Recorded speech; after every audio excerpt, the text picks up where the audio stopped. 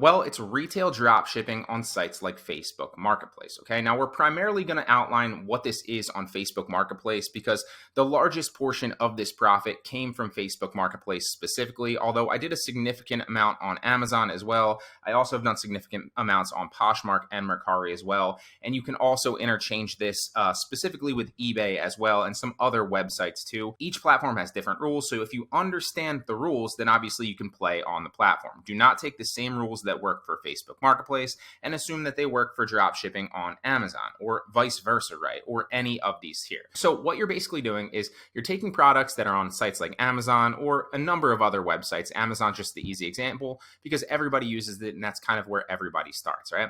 So you're taking Amazon products, you are listing them on Facebook Marketplace, and all you're doing is you're marking them up for a profit. And then what happens is customers are already on places like Facebook Marketplace looking for products. When customers come and they buy your Amazon products that you've listed for more, then obviously you're going to simply send the products from Amazon to the customer and then keep the difference in profit. Now, why this works so well is that you don't need to buy products in bulk ahead of time, okay? I have a lot of e-commerce experience that's, these numbers definitely aren't typical, but they're way not out of reach either. A lot of people have a lot of success on this, and it's one of the easiest business models to get started, not just retail dropshipping overall, but dropshipping on Facebook Marketplace or Facebook Shops. The margins are great. You don't have to run out and buy a ridiculous amount of products, which ties up your cash flow, and then wait for the money to come back in the form of sales. You're only purchasing a product after the customer has already paid for it and given you the money essentially ahead of time, or the promise that they will give you the money ahead of time. You also obviously don't need to store products. You don't need to own a warehouse. You don't need to pay employees, although that is a way that you can scale. We'll talk about that briefly here in a second. You don't need to pay for any ad traffic to sell products, right? So we're not starting a Shopify website and then, having to spend hundreds or thousands of dollars of every single month to drive traffic to that and hope that we're profitable. It also works so well because you understand how to find hot selling products and that you understand it's ultimately a numbers game. Those are the two key factors. You want to list products that are already selling well, that have a history of selling well, both on Marketplace and on other websites. The more hot selling products you list, the better your sales will be. So some key things to scale here are listing software, right? You want to build a team and you want to master cash flow and maximize profits. To break those down a little bit more specifically, listing software is, there are a number of them out there. I recommend ZDrop. It's always linked in the description. All it does is it copies the title, it copies the pictures, and it copies the description as well as some of the specs and the specifics on certain websites and copies them over in the matter of like 10 to 15 seconds to a site like Facebook Marketplace. It's an easy way to do it. It's an easy way to get started, and it takes a lot of hours and manpower out of it because the software does 95% of the work for you, and then you just have to verify a few things,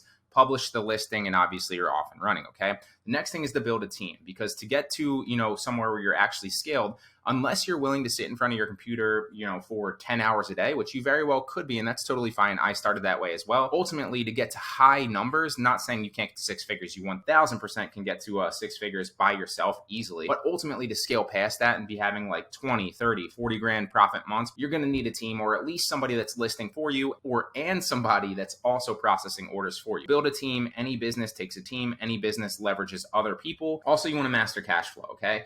So if you don't have a credit card that you can leverage, or you don't have a lot of cash up front, you're going to need to scale a little bit slower, and that's totally fine. But as you scale, you are going to need to master cash flow, okay? So whether or not you keep a nest egg in a specific bank account or you have credit cards, obviously you're going to need to spend money in this business to make money. But the key here is you don't need to spend money until you're promised the profit. It's a win-win, but you do need to understand cash flow 101, all right? And the next thing is maximizing profits. So once you get going, there's different ways to maximize profits. You ultimately want to increase your margins as much as possible. And that's not just as simple as raising your margins, right? Instead of listing at 30%, list to 60%. That can work, but what you do want to do is you want to do the little things as well, right? You want to use cashback credit cards, things like plugins like Rakuten or Honey that are going to give you extra cash back. All these things add up to your back end margin. Another thing that's really, really easy to do, you get tax exempt on those specific websites. Ultimately, this is super simple. Don't let anybody try to complicate it for you. Obviously, there are some key things to scale. There are some key ways to understand how to find hot selling products. And ultimately, you do need to do the work, or you do need to hire somebody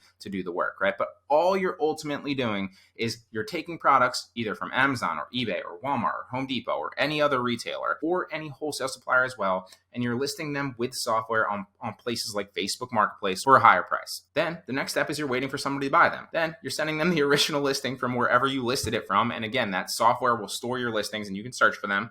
And then you're keeping the net profit for yourself. And then ultimately it's just rinse, repeat, and scale.